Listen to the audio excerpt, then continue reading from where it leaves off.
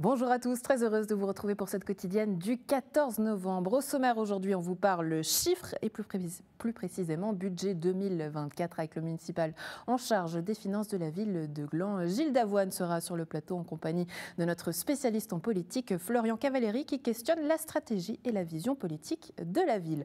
Ensuite, on passera au sport avec un premier bilan à moitié du championnat pour le FC Gland. Votre compagnie, Yannick Tachet, bonjour. Bonjour. Vous êtes le coach de l'équipe actuellement 3e au tableau en 2e ligue. Et puis on terminera en culture et en musique avec vous, Thierry Jacquard. Bonjour. Vous êtes musicien, membre du groupe De Tout, qui envoûtera l'usine à gaz le 17 novembre en musique. Et de ton côté, Alexandre, où es-tu aujourd'hui? Que fais-tu?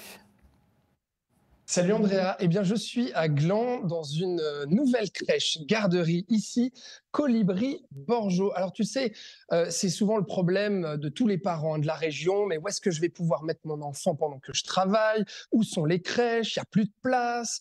Mais bon sang, mais où est-ce que je vais pouvoir faire garder mon enfant? Eh bien tu sais quoi, il y a 3 nouvelles structures qui ont été ouvertes cette année, qui vont être inaugurées en fin de semaine par le réseau d'accueil de jour des Toblerones. Il y en a 2 à Gland que je vais te faire visiter aujourd'hui et puis une à Vic aussi. Et parmi les nouvelles structures d'accueil à Gland, cette nouvelle crèche ici du Colibri. Je suis avec sa directrice. Bonjour Brigitte Bosset. Bonjour. Alors vous êtes la directrice générale du Colibri. Alors le Colibri, c'est 4 structures d'accueil à Gland, dont cette nouvelle ici au Borjo avec 88 nouvelles places pour des jeunes enfants. Alors vous me faites visiter? Oui. Voilà, alors on y va. Ici, cette structure qui a ouvert ses portes au mois de mars, qu'est-ce que ça a représenté pour vous, pour le Colibri ici, d'accueillir des nouveaux enfants et surtout de pouvoir dire, ça y est, on peut accueillir plus d'enfants à Gland? Alors, nous avons ouvert exactement le 1er avril et nous accueillons effectivement depuis le 1er avril 88 enfants. Ce que ça représente, c'est permettre à des familles de trouver enfin une place parce que les listes d'attente sont longues et nous avons sans arrêt des téléphones de parents qui attendent une place pour leur enfant, soit un bébé, soit un enfant plus grand. Et à chaque fois, malheureusement, on leur dit qu'on n'a plus de place. Donc, c'était permettre à ces parents d'enfin trouver une place. On a rempli très vite et aujourd'hui, on est à pleine capacité. Pleine capacité, ça veut dire 88 places. Alors, je ne vais pas parler trop fort, Andrea, parce que voilà, ici, on a des enfants qui font déjà la sieste. C'est l'heure de la sieste, entre midi et 2, ici, au Colibri les Borjo. C'est des enfants qui vont de quel âge à quel âge, ici, précisément? Alors, de 3 mois en nurserie, nous avons 30 places en nurserie, 2 groupes de 15. Ensuite, 28 trotteurs, des enfants qui ont entre 18 mois et 3 ans. Et ensuite, un groupe de grands, 20 enfants de 3 à 5 ans. Et eux, ici, c'est les écureuils, c'est ça? Voilà, les grands. bien ça, le groupe des écureuils. Les trotteurs, le groupe des koalas, et puis les petits trotteurs, le groupe des oursons. Avec les oursons. Voilà. Et les bébés, on les appelle le groupe des poussins. D'accord. Alors, c'est combien d'employés ici? Alors ici, on est à présent 34 employés. Donc, ça veut dire 34 employés en plus, rien que pour le Colibri que vous représentez. Voilà, ce n'est pas les seules structures d'accueil. Effectivement, les Toblerones, Andrea, ça va de Gland jusqu'à Saint-Cergue. Donc, ça couvre aussi des communes comme Benien, Vic, Arzier et d'autres. Et justement, on va parler de ça avec vous, Jeannette Weber. Bonjour. Bonjour. Voilà, vous êtes la municipale en charge de l'accueil de l'enfance, justement, pour la ville de Gland. Vous êtes membre aussi du comité donc, de cette association intercommunale qui est donc les Toblerones. Alors, venez avec nous, Madame Bosset. Voilà, vous pouvez vous mettre juste ici, à côté de Madame Weber. Voilà. C'est parfait, merci beaucoup. Alors, Madame Weber, j'aimerais déjà votre avis de politicienne, de municipale, aussi de membre des Toblerones. Qu'est-ce que ça représente aujourd'hui d'ouvrir 3 nouvelles structures? On parle quand même de 150 nouvelles places dans la région entre Gland et Vic. C'est énorme pour vous. Qu'est-ce que ça représente? C'est une grande satisfaction pour vous, pour nous évidemment, parce que ça nous a permis de baisser un tout petit peu la liste d'attente. Malheureusement, il y a toujours des gens qui attendent, mais on a pu avancer quand même avec ces 3 nouvelles structures. Et je suis contente parce qu'on a aussi un conseil communal à Gland qui nous suit souvent on a fait des demandes de crédit, de pouvoir aider au démarrage justement pour ces structures aussi.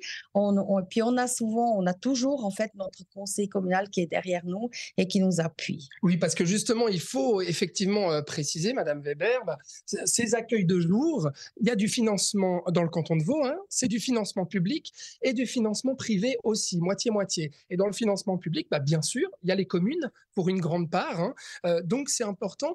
J'aimerais comprendre aussi, parce qu'on parle de nouvelles places, on parle de nouvelles structures qui s'ouvrent, mais on parle aussi et surtout de la démographie qui explose, et surtout dans notre région de la côte. Comment ça se fait qu'aujourd'hui encore, il y ait cette liste d'attente?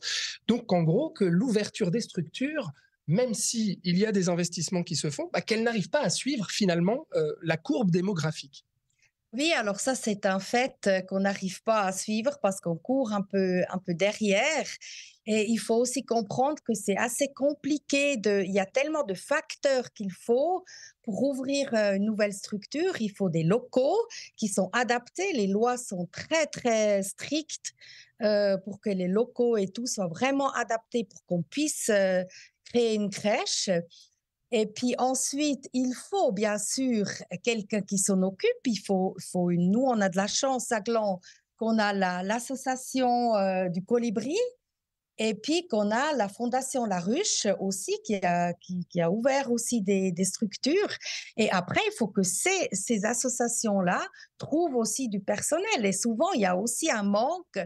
Et ça, je me retourne vers le canton. Il faut qu'on puisse absolument trouver peut-être aussi des formations un peu allégées ou donner plus de formation continue pour qu'on puisse justement trouver ces personnes qui sont d'accord et puis qui veulent bien travailler dans les crèches. Ouais, donc il y a effectivement ce souci de formation, mais aussi le temps que prennent les décisions politiques aussi, parce que ça doit passer devant chaque conseil communal pour une nouvelle structure qui ouvre.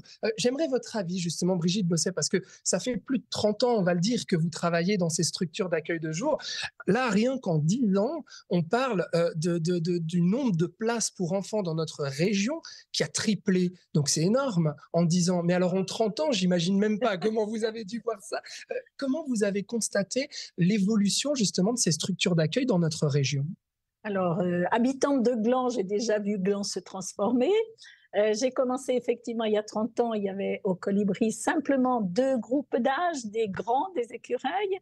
Et puis, année après année, Gland s'est agrandi et on a ouvert le Colibri Équenote, le Colibri Amandier et aujourd'hui le Colibri Borgeau. On est passé de 20 places à aujourd'hui 239 places au Colibri seulement. Ouais. Donc, ça correspond à l'évolution de Gland de toute façon. Et puis, je dirais aussi de plus en plus de femmes qui travaillent et qui n'élèvent pas leurs enfants comme peut-être autrefois, il y a 30 ou 40 années, où on restait comme mère au foyer pendant des années. Je pense qu'il y a aussi ce critère-là. Justement, ça me permet de dire aussi, parce que les listes d'attente, aujourd'hui, je crois que c'est environ 200 personnes, 200 enfants qui sont sur liste d'attente. Ici, pour notre région, je parle vraiment des Toblerones, Madame Weber. Mais du coup, Brigitte Bosset, j'aimerais savoir, quand on est parent puis qu'on inscrit son enfant, peut-être qu'on se pose la question, comment est-ce que se font les priorités, en fait? À quel moment est-ce qu'on peut attendre que son enfant soit sélectionné? Comment se fait, en fait, cette sélection dans les listes d'attente?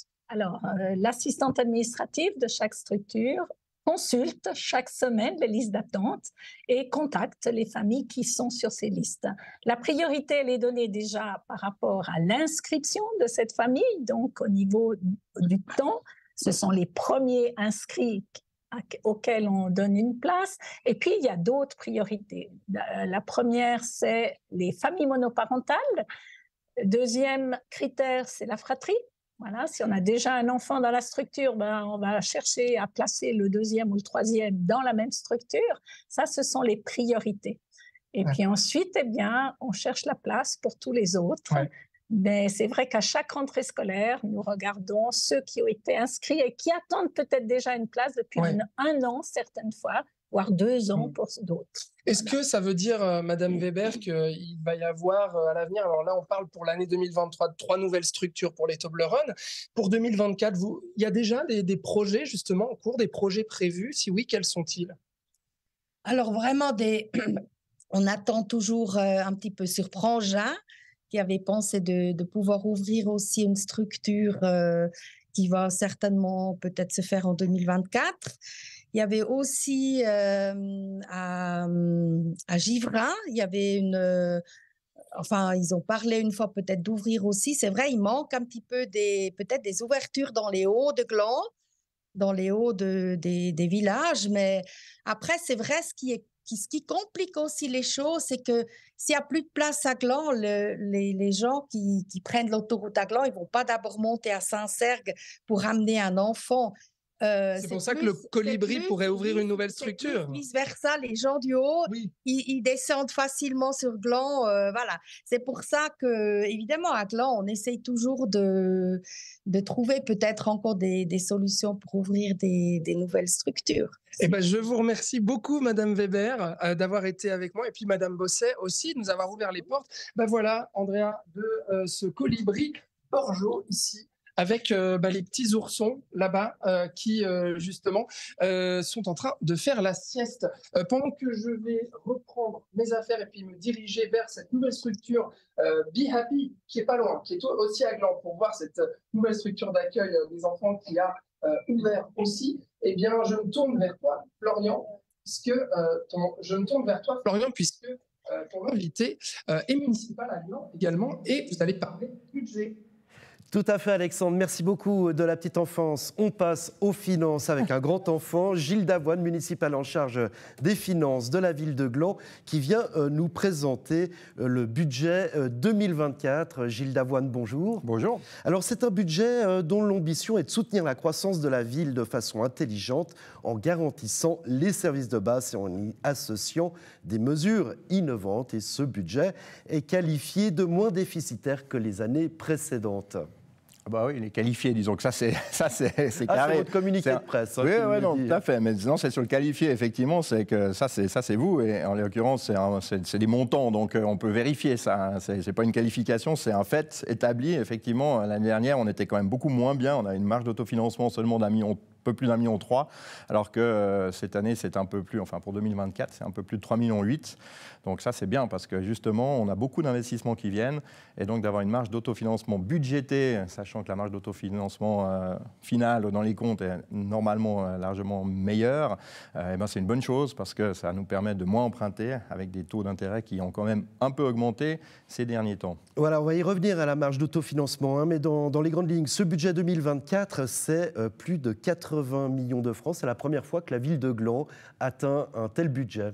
Oui, tout à fait. On a 80 millions de charges pour un peu plus de 78 millions de revenus. Enfin, il faut que je dise 80 millions dans le canton de Vaud quand même.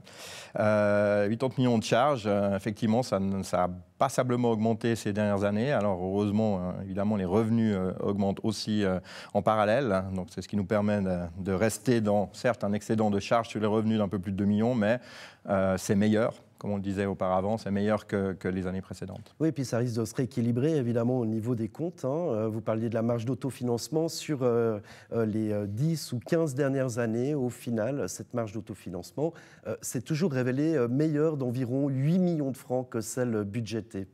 Non, en moyenne, c'est 8 millions de francs de marge d'autofinancement par rapport à une moyenne qui est à peu près celle qu'on a là au budget de 3,8 millions. Je pense que j'ai plus calculé la moyenne, mais celle budgétée doit être à peu près à ce qu'on aura pour 2024. Et la marge d'autofinancement moyenne sur les 10 ou 15 dernières années, c'est à peu près 8 millions, effectivement. Donc il y a 4-5 millions de mieux, mais ce qui est tout à fait logique et imparable. En vérité, les comptes sont forcément meilleurs que le budget. J'entends souvent des conseillers communaux, des gens de la population, des journalistes me dire « Oui, mais enfin, finalement, votre budget, il est toujours plus pessimiste ou autre. » Non, on a un budget, je pense, très réaliste, mais forcément, par définition, le budget, c'est le maximum qu'on peut dépenser.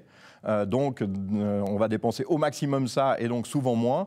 Partant, les comptes, sauf si on se plante sur les revenus, mais sinon, les comptes, ils vont effectivement toujours être meilleurs, donc la marge d'autofinancement aussi. Alors, on va revenir sur les investissements, mais tout d'abord, revenons sur les revenus. Justement, les recettes fiscales sont en hausse. Hein. Il faut rappeler que la ville de Gland va accueillir 14 000 habitants à la fin de cette année et que vos revenus sont essentiellement liés aux personnes physiques. 67% de vos revenus sont liés aux personnes physiques. Les personnes morales, c'est 15%. Ensuite viennent, 11%, pardon, les personnes morales, 15% les impôts conjoncturels et enfin, finalement, 6% les impôts fonciers.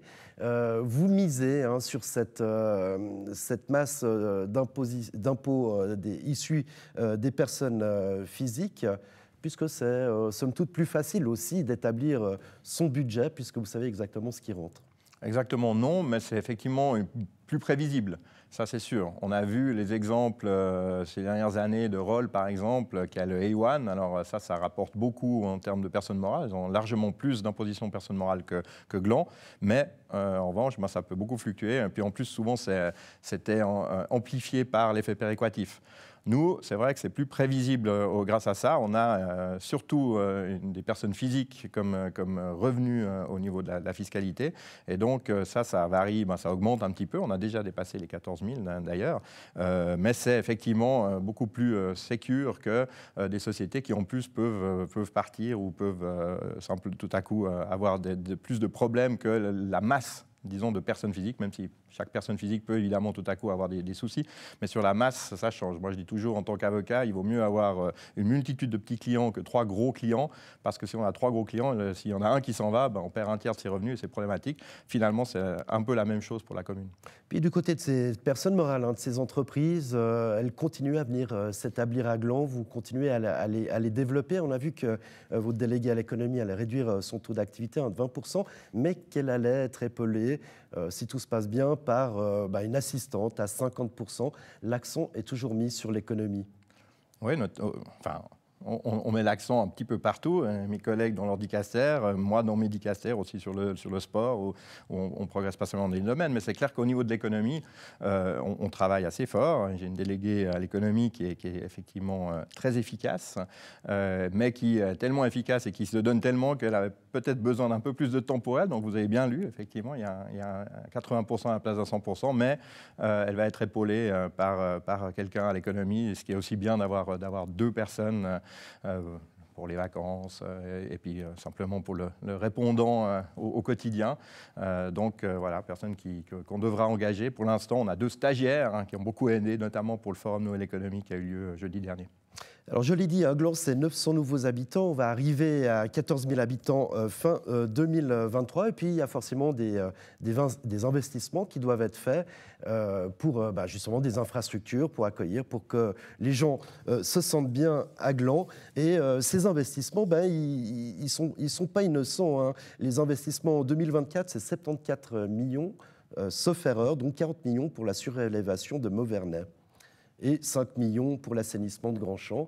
L'accent est mis sur les écoles, on l'a vu notamment aussi avec la petite enfance et le sujet d'Alexandre précédemment. Exactement. C'est le pendant du fait d'une augmentation de la population.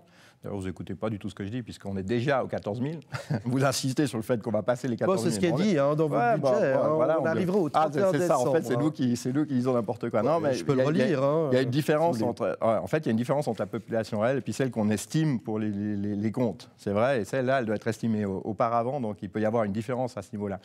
Toujours est-il qu'effectivement, on a 14 000 personnes, on a de plus en plus de monde, on voit à quelle vitesse la population de Gland a augmenté ces dernières années, et ça implique évidemment aussi plus d'enfants, donc les structures d'accueil, on en parle avec Alexandre effectivement, et puis des bâtiments scolaires après, et parallèle des structures d'accueil, des bâtiments scolaires qui sont plus suffisants. À noter d'ailleurs que pour Grandchamp, ils ont été visionnaires, puisque Grandchamp, c'est que maintenant qu'on doit le surélever, alors que le bâtiment a plus de 30 ans. Donc à l'époque, ils ont construit un bâtiment alors qu'il y avait 4 500 ou 5 000 personnes à Gland, et ils ont construit un bâtiment qui a tenu jusqu'en 2023. Maintenant, on a dû avoir quelques portes à cabine depuis 2 ou 3 ans, mais c'est que maintenant qu'on doit le surélever. Mais ces surélévations sont nécessaires également au Perreret, où ça a déjà été fait, et puis ça va être le cas aussi au Collège de Mauvernais. Et ça, c'est des coûts importants, puisque sur les éléments que vous citiez, entre 40 et 50 millions vont être consacrés à ces surélévations. Donc pour une fois, parce que vous citez notre plan des investissements qui est effectivement annexé au budget. Ce plan d'investissement, il n'est pas contraignant, c'est la vision que la municipalité a de ce qui doit être fait, de ce qu'elle veut faire. Et puis, il y a certaines choses qui ne se font pas, qui se font plus tard, ou simplement qui doivent se faire et donc qui vont se faire. Et c'est le cas des bâtiments et des bâtiments scolaires, de leur surélévation, où là, on a un gros montant qui va venir. Heureusement, il est évidemment lissé, les travaux durent un certain temps. Donc, nos marges d'autofinancement permettent aussi de pouvoir assumer un bout de ces investissements par notre propre argent et puis de ne pas trop avoir recours à l'emprunt. Mais c'est vrai que quand on lit le tableau d'investissement et qu'on voit ces montants-là, on se dit qu'on risque de se rapprocher de notre plafond d'endettement assez prochainement. Qui est de combien d'ailleurs ce plafond d'endettement? Qui est de 175 millions pour cette législature. On l'avait justement relevé passablement puisqu'il était 128 millions la législature précédente. Maintenant, avec 175 millions, sachant qu'actuellement on a un endettement de 92 millions, on a encore un bout de marge. Alors justement, ce plan des investissements, c'est un peu le catalogue des souhaits et des envies de la municipalité. Si l'on regarde ensuite sur les prochains investissements, par exemple pour 2025, on voit toujours 18 millions pour une demande de crédit d'investissement pour la réalisation de la piscine communale. Alors ça reste dans les projets, dans les cartons de la municipalité, il y a toujours cette volonté. Ouais. Et justement, comme il y a la volonté et que finalement le tableau des investissements, c'est aussi une possibilité au niveau politique de montrer qu'il y a encore des volontés qui subsistent. Et c'est pour ça que c'est dans le tableau des investissements. On veut démontrer que ce n'est pas quelque chose qu'on a abandonné. Par contre, les 18 millions correspondent au prix de la piscine de l'époque. Évidemment que le projet sera nouveau. Évidemment que le montant ne sera pas celui-ci. Après, on doit mettre un montant au tableau des investissements, donc on a mis celui-là. Mais l'idée est surtout justement de démontrer au conseil communal et à tous ceux qui liront ce tableau des investissements et annexé au budget, comme vous l'avez fait, qu'effectivement, c'est toujours un projet qu'on a. L'idée serait de faire cela après la patinoire, puisqu'on a des synergies évidemment nombreuses entre une patinoire et une piscine, que ce soit simplement sur la récupération de chaleur pour la piscine, mais aussi pour le parking et les gens qui viennent avec un seul site. Et donc l'idée, ce serait de faire la patinoire et puis après de réussir à prendre sur un terrain qui est déjà à nous, mais dont on discute avec le canton pour qu'il passe en utilité publique, qui est de l'autre côté de la petite route à Montely, de faire la piscine une fois la patinoire réalisée. Alors justement, cette patinoire, elle n'apparaît pas dans ce plan des investissements. Pourquoi? Parce que la ville de Gland ne dépensera rien. C'est promis, Gilles Davoine, pour cette patinoire. Alors, tout dépend de ce qu'on appelle ne rien dépenser. Comme le projet que je vais redéposer certainement ce printemps, comme ça a été dit au conseil communal, sera le même. Il n'y aura pas seulement de différence, mais le principe du DDP, du droit distinct et permanent, donc du fait de la location de terrain, finalement. La location de terrain, si on veut simplifier, effectivement, restera. Parce que sinon, d'ailleurs, on doit passer par les marchés publics. Et puis alors là, on prend 3 ou 4 ans dans la figure et avec pas du tout l'assurance d'avoir ce qu'on veut et au prix d'ailleurs qu'on souhaite. À mon avis, il y a une faillite des marchés publics à ce niveau-là, mais ça, c'est un autre sujet. Donc, on va faire un DDP. Et DDP veut dire qu'effectivement, ce n'est pas nous qui construisons, c'est donc pas nous qui sortons de l'argent pour le bâtiment, pour la construction du bâtiment. Ensuite, ça va nous coûter en fonction de ce qu'on va louer et puis de ce qu'on va garder pour nous au niveau des surfaces de glace et aussi du reste de cette halle polyvalente, eh bien, ça coûtera évidemment au budget. Il y aura un montant au budget et donc ça coûtera forcément à la ville de Gland chaque année pour avoir une patinoire. Il y a un moment, on ne peut pas tout avoir gratuitement, mais c'est vrai que comme ça, c'est de l'investissement, on parle du tableau des investissements, mais il n'y aura pas d'investissement à réaliser et partant, ça ne peut pas être dans ce tableau des investissements puisque c'est zéro. Alors, vous dites que vous allez déposer ce préavis au printemps prochain. L'idée, c'est d'avoir cet équipement à quel horizon encore d'ici la fin de cette législature, vous y croyez? Ouais. Alors, la fin de la législature, j'y crois, oui, c'est quand même 2026. Hein. Oui. Fin juin 2026, non. Ça, il reste 3 ans à peu près, ouais, la mi-législature. 2 ans et demi, ouais, on peut raisonnablement y croire. Après, c'est pas entre mes mains, donc effectivement, vous pouvez me réinviter peut-être en mai de 26, puis me dire, bon, bah, cette patinoire, finalement, on l'a pas, mais ça serait alors parce qu'on peut avoir d'autres problèmes d'opposition au permis de construire, des choses comme ça qui prennent du temps. Mais là, j'espère pouvoir déposer ça ce printemps. On est vraiment en train de travailler dessus de manière coordonnée avec Antoine Desclous, la Paty, avec avec Doug Boulanger, qui est le futur exploitant, qui met directement son grain de sel. C'est l'idée, c'est de dire on fait quelque chose d'efficace avec un pro. Donc ça, c'est en train de marcher. Donc si on présente ça au printemps, après, la construction elle-même, ce n'est pas hyper compliqué. Donc là, c'est entre 9 mois et 1 année. Donc, compte tenu des autorisations et autres, si on est en 2024 le dépôt, si on a encore 2 ans pour avoir toutes les autorisations et construire, on devrait y arriver. Alors, autre chantier important, c'est la tour Swissquote qui arrive. Alors, pendant la campagne, Swissquote avait promis de travailler sur un couvert sur l'avenue du Mont-Blanc. C'en est où ? Alors, c'est difficile de dire que Swissquote a promis ça. Il est venu avec des propositions qui étaient d'ailleurs alternatives. Il y avait soit un couvert sur l'avenue du Mont-Blanc, soit une payé par Swissquote. Alors non, ils n'ont pas dit ça. En partie. En partie, oui, c'est important, mais ça n'apparaît pas dans les investissements. L'autre qui ferait... et puis l'autre, c'était une sorte de piste cyclable surélevée qui allait un peu plus loin, qui partait du côté aussi justement de Prangin avec une passerelle qu'on est en train de discuter, mais là ça aurait été un autre projet. Donc là, c'était des discussions et on a eu ces discussions. Oui. Alors je peux vous confirmer que la municipalité a rencontré il y a quelques mois Swissquote pour effectivement évoquer ce projet et continuer d'aller de l'avant avec notamment justement les études de faisabilité, de voir qu'est-ce qui pouvait être fait, comment ça pouvait être fait et financé. Donc non, c'est pas du tout. Je sais qu'il y a des gens qui disent, je lis aussi de temps en temps les réseaux sociaux, j'évite de trop faire ça, mais qui disent ouais, il y a eu promesse et puis finalement il n'y a rien du tout. Non, c'est pas parce que dans un permis de construire, il y a effectivement certaines choses, parce que je sais qu'il y a d'autres éléments qui n'y sont pas encore, mais c'est pas que dans un premier permis de construire, il n'y a pas absolument tout, que sur un projet comme ça veut dire qu'il n'y aura pas les éléments promis. Ils seront là, mais ça vient par étapes. Ouais, mais il y a des étapes et finalement, vu en plus justement la forte opposition qu'il y a, alors pas très nombreuse, mais forte quand même, qui compte malgré le référendum et malgré la Vox Populi qui a dit oui, s'opposer par tous les moyens vraisemblablement à cela, eh bien, il y a aussi une stratégie de Swissquote qui est compréhensible d'étaper cela et puis finalement d'aller avec un sujet qui est la tour et puis d'aller voir jusqu'au tribunal fédéral, je suppose, vu les oppositions, et puis ensuite le reste, que ça passe de manière plus facile et plus rapide. Et puis après 2026, il y aura encore 70 millions pour la réalisation de Gare Sud, 12 millions pour le réaménagement de la route suisse et 10 millions pour la construction d'un immeuble locatif à Mauvernay. Il fait bon vivre en tant que municipal en charge des finances à Gland. Les projets avancent et puis on tient ses promesses, c'est ce que vous venez de nous dire.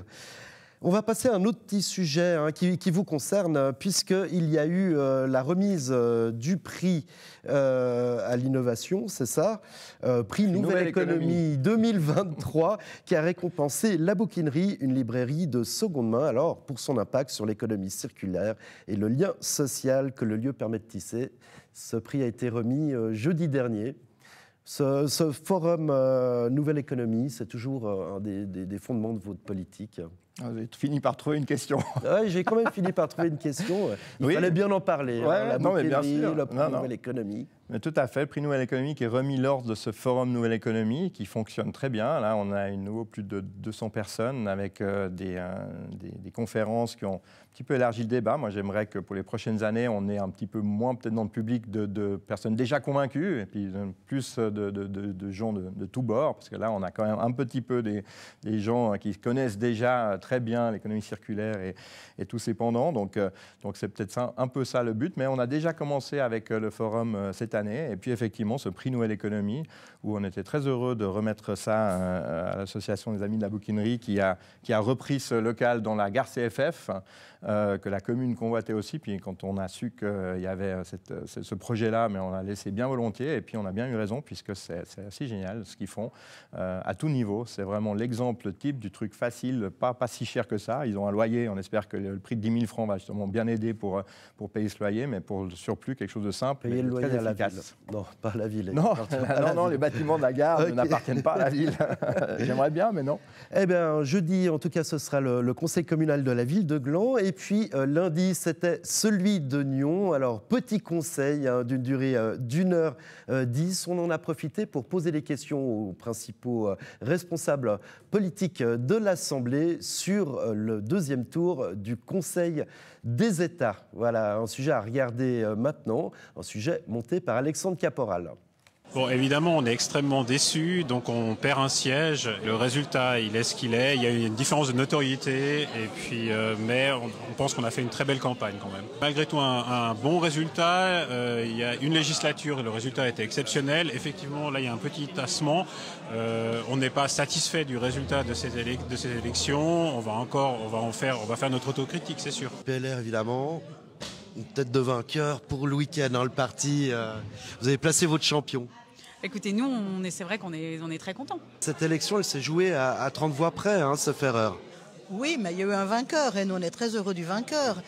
Il faut dire que l'alliance, certainement, qu'on a fait avec le PLR et nous avons soutenu le candidat, M. Broulis, et nous sommes très heureux du résultat.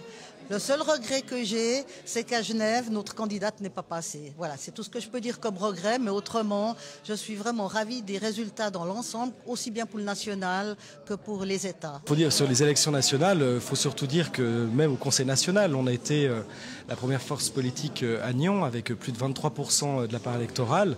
Donc oui, nous pouvons être satisfaits. Après, au niveau fédéral, c'est vrai que même si le PS gagne des sièges, on a quand même un œil qui pleure parce qu'il y a un glissement vers la droite du Conseil national et que effectivement les idées progressistes vont être quand même difficiles à faire passer devant ce nouveau Conseil. Qu'est-ce qui a fonctionné? Ce sont des valeurs pour lesquelles le PS s'engage depuis très longtemps. C'est la dignité dans le travail, le salaire qui va avec, la rente une fois qu'on arrive à la retraite, les assurances maladie. Ça, ce sont les thèmes qui sont importants aujourd'hui pour les Suissesses et les Suisses. Et c'est surtout sur ces thèmes que l'on a fait campagne. Et je crois que c'est des thèmes qui ont touché la population. Moi, je pense que M. Maillard et M. Broulis, en fait, sont des têtes très importantes en politique dans le canton de Vaud et qu'évidemment, elles trouvent leur place aujourd'hui au Conseil des États. Et moi, je suis vraiment très contente et je félicite M. Broulis et aussi l'ensemble du centre droit qui a voté et qui a fait gagner Agnon. On est tous très déçus de l'annonce de Mme Mazzone qui dit se retirer de la politique. C'était quand même un leader en fait de notre parti. C'est une perte et on espère que c'est seulement une pause. On a aujourd'hui une ville qui est autant à gauche qu'à droite, Agnon, et qui rend aussi la politique peut-être relativement intéressante parce qu'on a une ville qui a un clivage qui est presque parfait en fait aujourd'hui à Nyon. On l'a vu aux élections du Conseil des États, mais aussi à l'élection précédente pour la municipalité, pour l'élection complémentaire à la municipalité. Oui. Au sport, en votre compagnie, Yannick Tachet, merci d'être avec nous. C'est l'heure de la pause hivernale pour les clubs sportifs et surtout pour les clubs de foot de la Côte. Et lors d'un premier bilan à la moitié du championnat. Alors si on regarde le classement, le FC Gland est 3e au classement avec 25 points, juste derrière la zone de promotion avec une jolie victoire il y a 10 jours, notamment face à Forward Morges. Vous êtes satisfait de cette première partie, Yannick Tachet? Satisfait, non. L'objectif, c'est d'être dans les 2 premiers. Maintenant, on n'est pas loin, comme vous l'avez dit, on est à 1 point et on a fait une victoire importante justement contre les 2e pour rester au contact. Donc voilà, c'est mitigé, mais il n'y a rien de dramatique, on est au contact, mais on aurait pu faire mieux. Ouais, l'objectif est d'être dans les 2 premiers, on va le retenir justement et on va y revenir d'ici quelques instants. On va revenir notamment sur ce début de saison qui a été un petit peu compliqué pour vous. Qu'est-ce qui a fait finalement le déclic et le changement? Ouais, alors après c'est un peu toujours la même chose, on a eu... mais on n'est pas les seuls, hein. On a eu 2-3 grosses blessures avec des joueurs qui ont dû se faire opérer, qui ont été absents une bonne partie, voire presque tout le tour. Mais je ne me plains pas, hein. C'est la réalité du football régional, les autres équipes en ont aussi. Et on a manqué de régularité parce qu'on a fait des très bonnes performances, on a fait des très bons matchs, en jouant bien, en marquant beaucoup de goals. Et on en a fait 2-3 catastrophiques ou en tout cas... où, je veux dire, le jeu n'y était pas, ni parfois l'attitude pas suffisante en tout cas. Ouais, qu'est-ce qui manquait dans l'attitude? Une attitude pas suffisante pour Yannick Tachet, ça veut dire quoi? Non, mais je pense qu'il y a eu des matchs où on doit être, comme on l'a fait le dernier match ça a été très positif et je pense qu'il faut construire ça pour l'avenir, mais où on n'allait pas chercher la victoire, où on n'avait pas l'attitude suffisante même dans le jeu, que ça passe en jouant mieux en tout cas. Et voilà, on n'a pas été... suffisant pour aller chercher un résultat ou des fois pour le garder et ça c'est clair que c'est quelque chose si on a envie de viser le haut de tableau qui reste notre objectif quand même, il faut être honnête et c'est pas suffisant de perdre des points comme on l'a fait l'année passée où on finit à 1 point des premiers et voilà, on n'aimerait pas regretter à la fin d'avoir perdu ces points en cours de chemin. Ouais. Dernier match dont on voit justement quelques images à l'écran. Est-ce que ces images-là, vous les utilisez parfois justement pour commenter, revoir vos techniques de jeu? Ouais, on a la chance que le club ait investi dans une caméra VO, donc on peut revoir tous nos matchs. ça permet aux joueurs de les revoir. On peut utiliser aussi... au vestiaire, on a une télé, donc on peut revoir les images, et ça, c'est positif pour progresser, pour construire là-dessus. Et puis après, il y a toujours les jeunes qui aiment bien quand on voit les buts qui marquent, des fois partager un petit peu sur les réseaux aussi. Donc ça fait les vidéos TikTok, ça marche hein, chez vous, notamment. Vous parliez tout à l'heure des investissements, Yannick Tachet. On sait qu'au niveau financier, justement, vous n'avez pas les mêmes budgets que vos adversaires. L'écart, à combien il se mesure, justement? Est-ce que cet écart, il est si grand que ça? Est-ce qu'il fait vraiment une différence? On peut le regarder parce que les dernières équipes qui sont promues, et voilà, et les 2 dernières années, c'est des équipes qui payent certains joueurs. Nous, c'est tout l'opposé, c'est les joueurs qui payent la cotisation. Donc, c'est des membres du club comme les autres, comme l'équipe, la 2e équipe, la 3e équipe ou les juniors. Donc, ils doivent tous payer leur cotisation. Ils participent à la vie du club. Ils viennent arbitrer les jeunes.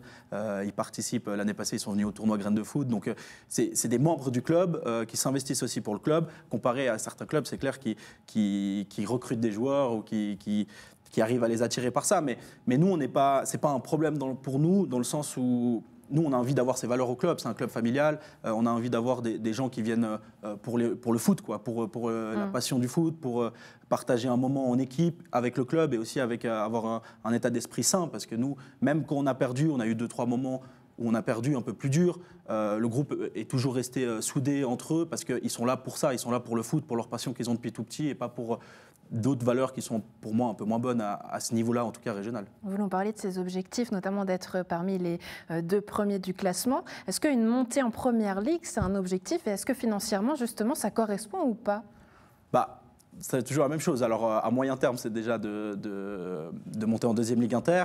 Après, je pense que le club, en tout cas les installations, on avait le municipal aussi des sports avant, on a de très belles installations à Gland, ils ont investi aussi pour les terrains en herbe, donc je pense qu'on a les infrastructures pour en tout cas monter en 2e Ligue Inter avec le club. Je pense qu'on a quand même une belle génération avec des joueurs qui restent encore assez jeunes, donc qui ont un potentiel de progression, et on a un bon mouvement junior. Maintenant, il faut juste travailler avec ça, le consolider. Je pense que l'investissement, sans parler financier, c'est surtout du temps et de la passion des membres du comité et des coachs des jeunes et des actifs. Et c'est de continuer à progresser et d'être ambitieux dans ce sens-là, en passant, comme je disais, nous, on n'a pas les moyens d'attirer financièrement des joueurs, mais en passant par le jeu, en passant par ce qu'on produit, et en essayant déjà de nous d'avoir du plaisir avec ce qu'on fait sur le terrain et essayer de le partager avec les gens autour de nous. Ouais, retour à ce plaisir justement et reprise des matchs amicaux en février, retour du championnat en mars. Yannick Tachet, puisque vous êtes avec nous, j'aimerais profiter d'une dernière question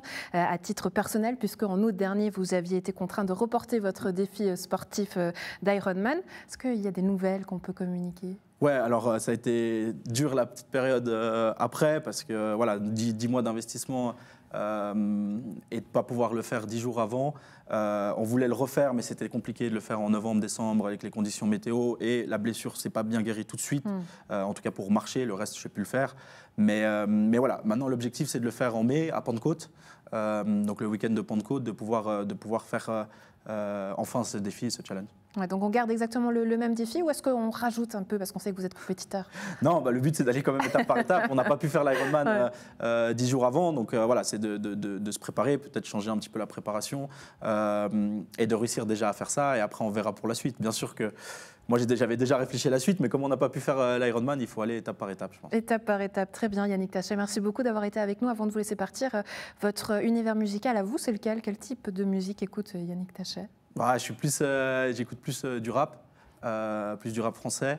Mais voilà, je sais qu'on avait beau concert à l'usine à gaz. Donc Il me fait ma transition et commence à être un pro. Merci en tout cas Yannick d'avoir été avec nous. Excellente journée à vous. Vous l'aurez compris, à présent on parle musique et en votre compagnie. Thierry Jacquard, je vous en prie, venez me rejoindre sur ce plateau. Un concert, ce sera le vôtre et celui de votre binôme de tout qui envoûtera l'usine à gaz le 17 novembre prochain avec votre album Sadela. On est ravis de vous avoir. Merci beaucoup d'être en notre compagnie. Vous avez le binôme est resté en train de dormir, on peut le dire. Non. Il dort pas. On a beaucoup de boulot ces temps et on se répartit un peu les tâches. Ouais, avec une tournée, notamment hier, un concert à Paris. Donc merci beaucoup d'être avec nous. On imagine que la nuit, la journée est longue, mais ça fait du bien de parler de Sadela. En tout cas, un morceau et surtout un album qui nous invite au voyage. On sait que c'est une aventure qui a commencé avec vous, avec votre binôme, il y a plus de 10 ans maintenant. Mais Sadela, déjà, comment est né ce projet? Parlez-nous.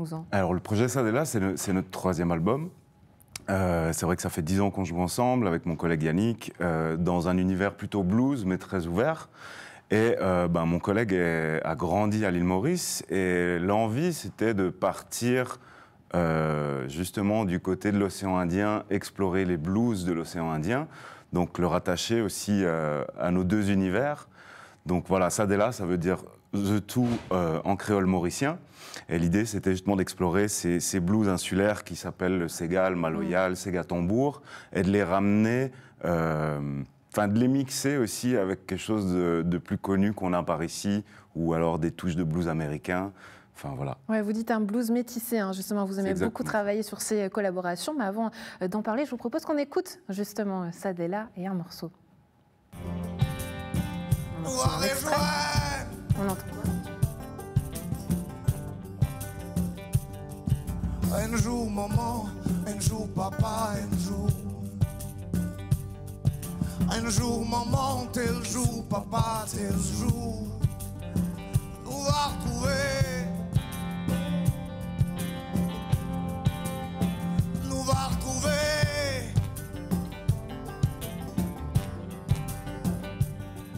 Alors on vient d'entendre là-haut, c'est des images notamment du théâtre de Beau-Sobre lorsque vous avez verni cet album qui sont justement en train de passer, cet album Sadela. Mais si on revient sur l'histoire du groupe, on sait que c'est aussi un groupe très actif au niveau des concerts, ça fait partie de votre identité, de votre ADN. Plusieurs formations, soit vous êtes sur scène avec plusieurs musiciens, soit à deux, c'est ce qui fait un peu votre essence.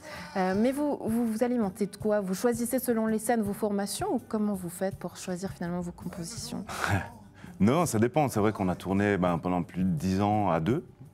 Et que là, sur ce nouvel album qui a été réalisé par un producteur reconnu dans le milieu, David Donatien, qui a notamment produit des albums pour Yael Naïm, Angelique Kidjo, c'est vrai que il nous a aidé à instrumentaliser un peu l'album. Et depuis, on tourne avec différentes formations. Sur les images qu'on voit là, c'est justement David Donatien à la percussion, des musiciens qui ont notamment joué avec Bernard Lavillier, Yael Naïm.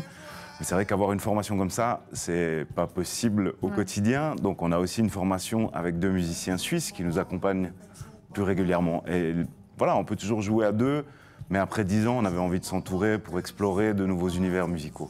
Ouais, alors, si on reprend vos scènes, on sait que vous avez joué notamment au Montreux Jazz Festival, vous avez fait la première de Johnny Hallyday, chez nous plusieurs scènes aussi, le Paléo, on se rappelle les Hivernales, l'Usine à Gaz ou encore le Cheval. C'est quoi votre rapport finalement avec Nyon? Et j'aimerais savoir surtout, est-ce qu'il vous plaît toujours autant de jouer à la maison, ou ça fait du bien d'aller justement jouer à l'extérieur? C'est toujours un plaisir de jouer par ici. Nous, on est basé aussi dans la région, plutôt la région lausannoise, mais c'est vrai que dans les salles qui font la Suisse romande, l'Usine à Gaz a une place importante. Évidemment, le Paléo aussi.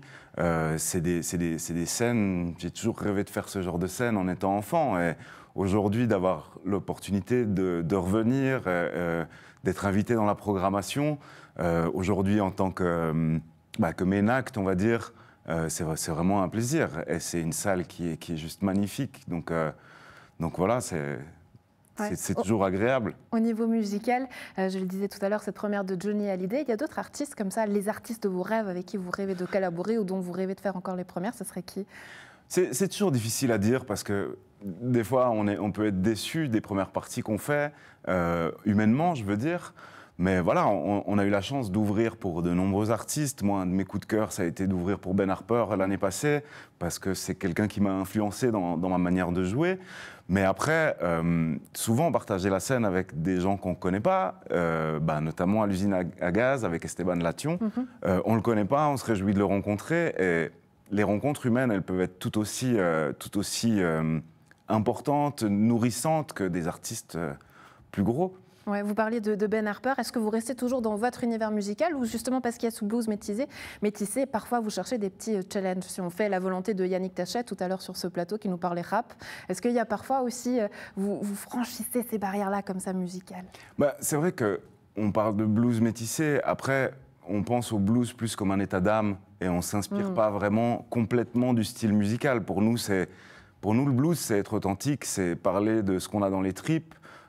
Et c'est s'inspirer de ce qui a été fait. Finalement, le blues est à l'origine du rap, du hip-hop, du jazz, de la soul, du funk. Donc, parler de blues, c'est vraiment très, très large. Et dire qu'on fait du blues, si vous écoutez notre album, si vous venez nous voir à l'usine à gaz, vous verrez qu'on explore vraiment beaucoup d'univers sonores différents. Et on va dire que la ligne directrice, c'est justement ce côté blues authentique. Voilà. Voilà. L'invitation est faite à la maison, vous l'aurez compris. Rendez-vous à l'usine à gaz ce 17 novembre. Thierry Jacquard, merci beaucoup d'avoir été avec nous. On se réjouit donc de vous voir sur scène. De tout. Bonne journée à vous. À vous aussi. Et après cette pause musicale, on retourne à toi, Alexandre. Tu es arrivé à bon port, Be Happy, c'est ça ? Oui, Andrea, je suis passé du Colibri à Be Happy, ici à Gland. C'est donc une structure d'accueil pour enfants qui a ouvert aussi il y a une année. Et puis, du coup, je vais te parler de cette structure en compagnie d'Eva Rohrer. Bonjour. Bonjour. Vous êtes présidente du conseil de fondation du Centre de vie enfantine de La Ruche. Et puis, bonjour à Sandrine Bûcher. Bonjour, enchantée. Vous êtes responsable pédagogique ici de Be Happy. Alors, cette structure qui a ouvert il y a un an, dites-moi, c'est combien d'enfants, de quel âge à quel âge, et puis combien d'employés? Ok. Alors, Be Happy a ouvert le 1er décembre 2022, où nous accueillons 44 enfants par jour, et nous sommes 15 collaborateurs que nous appelons des happyculteurs. Les enfants ont de l'âge de 4 mois jusqu'à 4 ans. Nous avons 3 secteurs. Le secteur nurserie, où on est, ici. Où nous sommes, où nous accueillons 10 enfants de 4 mois à 18 mois. Après, nous avons le secteur trotteur, où nous accueillons 14 enfants de 18 mois à 2 ans et demi. Et après, le secteur chez les grands, où nous accueillons 20 enfants de 2 ans et demi à l'entrée à l'école obligatoire. Et comme ça, tout est clair. Voilà. Merci beaucoup. Eva Rohrer, qu'est-ce que ça représente, l'ouverture de ce nouveau centre, de cette nouvelle structure? Déjà, La Ruche, c'est combien de structures au total? Actuellement, on travaille sur 6 sites. Donc, il y a 2 structures du préscolaire sur Gland. D'accord. Où on a des bébés, des enfants de 4 mois, fin congé maternité jusqu'à 4 ans. D'accord. Et puis, 3 unités d'accueil pour écoliers. Donc, 2 qui sont près des écoles Perreret, Mauvernais, où on a les enfants jusqu'en 5e primaire. Et puis les 6, 7, 8 sont accueillis à La Paix, dans une structure séparée pour les plus grands. Et voilà. D'accord. Et puis on a la 3e structure, en fait, se situe à Vic. Oui. Où nous avons aussi ouvert cet été encore une structure d'accueil. Voilà. Donc ça veut dire ouverture d'une nouvelle structure à Vic et d'une nouvelle structure à Gland. Ça veut dire que La Ruche se développe. Ça veut dire surtout qu'il y a beaucoup de demandes dans notre région. Il y a énormément de demandes. Nous, ce qu'on fait, c'est qu'on répond un peu à ces besoins, jamais assez, mais on fait ce qu'on peut et puis on essaye de rendre, en fait, en créant des places, quand même garantir une qualité d'accueil, d'entourer nos employés pour pouvoir accueillir les enfants en toute sécurité et comme on a l'habitude de le faire. On en discutait tout à l'heure au Colibri avec Madame Bosset et Madame Weber, justement, sur cette liste d'attente qui est toujours là, qui ne désemplit pas, malgré les efforts qui sont faits pour ouvrir des nouvelles structures d'accueil. Mais la courbe démographique, elle flambe, surtout dans notre région ici de la côte. J'aimerais votre opinion, Eva Rohrer. Qu'est-ce qu'il faudrait faire de plus, peut-être, pour rattraper cette courbe? C'est extrêmement compliqué. On a besoin de locaux, on a besoin surtout aussi de professionnels. Et c'est là où ça pêche un petit peu. Il faudrait former beaucoup plus de monde. Après, clairement, c'est une question financière aussi, parce qu'on est subventionné par le canton, par les communes, et l'argent ne tombe pas du ciel, donc il faut le trouver, et puis il faut aller progressivement. Et c'est clair qu'avec la manière dont nos communes, nos villes grandissent, les nouveaux habitants qu'on accueille, ils ont un certain besoin. Et puis, il faut essayer tous ensemble de répondre à ces besoins-là. Sandrine Bûcher, votre avis à vous? Parce que c'est vrai que ça crée de l'emploi aussi. Il y a de plus en plus d'employés dans ces structures d'accueil de jour pour les enfants. Mais là aussi, c'est difficile de trouver des personnes qualifiées. C'est difficile de trouver des personnes qualifiées. Il y a des personnes qui ne sont pas qualifiées, mais nous avons des demandes du canton où nous sommes obligés de prendre un pourcentage de personnes qui sont qualifiées, où il y a des personnes, comme on appelle, dans le niveau tertiaire, et après il y a dans le niveau secondaire, et après il y a des personnes qui ne sont pas qualifiées, que nous pouvons aussi accueillir et que nous aimons travailler avec ces personnes qui ne sont pas qualifiées. Mais par contre, nous sommes obligés d'avoir c'est politique aussi, où on doit atteindre un quota de personnes qualifiées pour avoir une autorisation d'exploiter. Ouais. Donc c'est très compliqué d'avoir du personnel. Effectivement, question complexe. J'aimerais terminer juste pour savoir, voilà, ces nouveaux locaux, Be Happy, vous êtes ici, vous travaillez ici. C'est quoi la spécificité à la fois peut-être de la ruche et particulièrement de Be Happy, travailler ici? Je pense que dans Be Happy, dans le mot Be Happy, il y a happy. Donc je pense qu'on est heureux de venir de travailler, de retrouver les enfants, de retrouver les familles, de retrouver les collègues, et puis de donner notre travail et de venir avec du plaisir. Donc voilà, et c'est vrai que c'est un énorme plaisir de travailler à Be Happy, mais de travailler à la ruche aussi. Eva Rohrer, la spécificité de la ruche, justement. Une longue expérience. La ruche a vu le jour en 1968, on est toujours là. Moi, c'est un énorme honneur de pouvoir être toujours là aussi, parce que ça fait plus de 20 ans que je zoom avec, avec les abeilles de la ruche, et puis une énorme fierté aussi de pouvoir les voir évoluer, grandir et faire leur travail au quotidien, réfléchir avec nous et faire du bon travail bienveillant auprès des enfants et des familles. C'est très important. Merci beaucoup à toutes les deux de m'avoir accueilli ici dans la nursery donc de Be Happy à Gland, qui est l'une des 3 nouvelles structures du réseau des Toblerone, Andrea, qui ont ouvert cette année et donc qui seront inaugurées officiellement ce vendredi. Merci Alexandre pour cette visite à travers la ville de Gland. Très belle journée à toi. À la maison, un plaisir d'avoir été en votre compagnie également. Belle suite de programme, on se retrouve demain.